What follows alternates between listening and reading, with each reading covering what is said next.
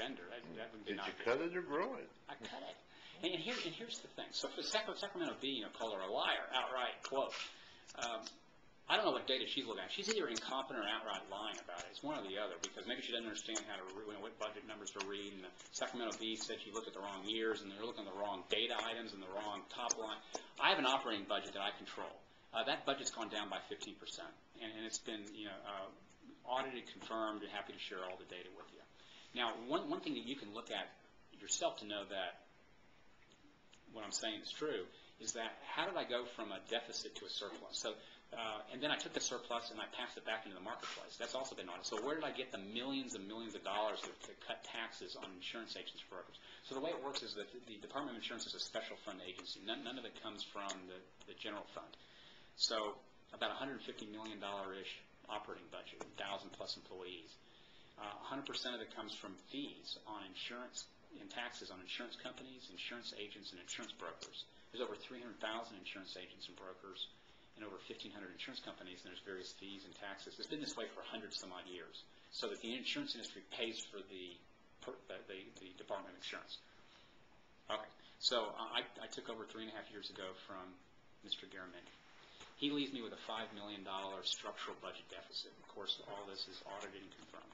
Now, the only reason why I was able to pay my bills, because I had this budget deficit, is because I had this cash reserve, which was slowly being eaten into. First thing people told me to do was raise fees. I have the power on my signature, doesn't require anybody's approval, because I'm an independently elected person. The legislature has passed a law that says the insurance commissioner can raise fees by up to 10% every calendar year. So with a signature of a pen, I could have raised fees. And of course, that's what all the bureaucrats and others just raise fees. You've got this budget deficit, you can't run out of cash. That causes a real problem. Raise fees. To which I said, no way. So I, of course, have never done that. Instead, what I did, I launched a top-down review. I went through every dollar of the budget, every program, met all of my 1,000-plus employees. It took a few months. And together we did this overhaul, and out of it came a strategic plan.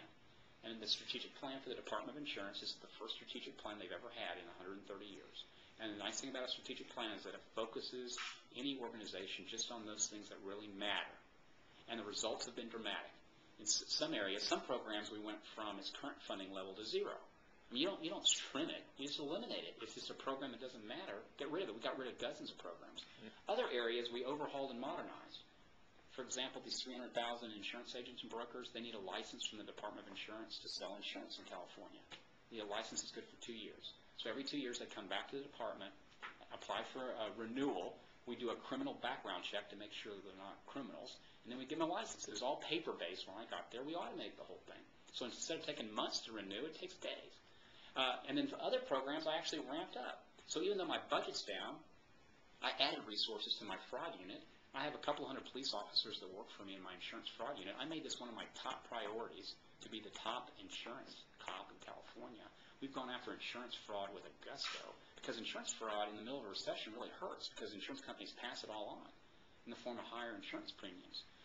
The result, I've arrested over 2,000 people for insurance fraud in the last couple of years alone. That's more people to be arrested for insurance fraud than in any other 2-year period ever in the history of the state of California.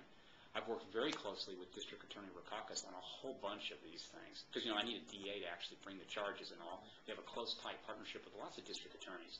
I mean, like the case, was it about a year or so ago, where these people here in Orange County had this clinic set up, and they were sending people through like an assembly line, actually performing unnecessary operations, then billing the insurance company and then splitting the profits with the patient.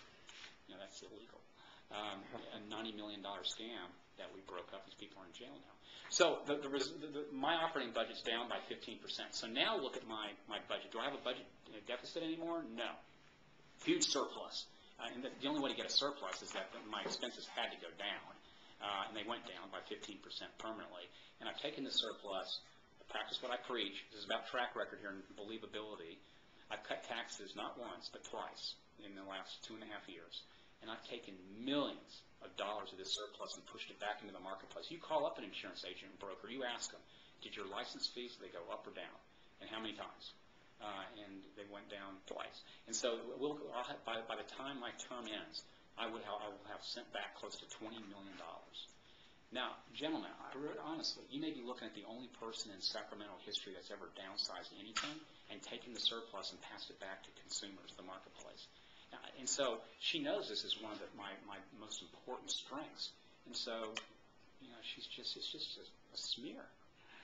It's wrong, and we're going to set the record straight. So we've had so much to do in the last month.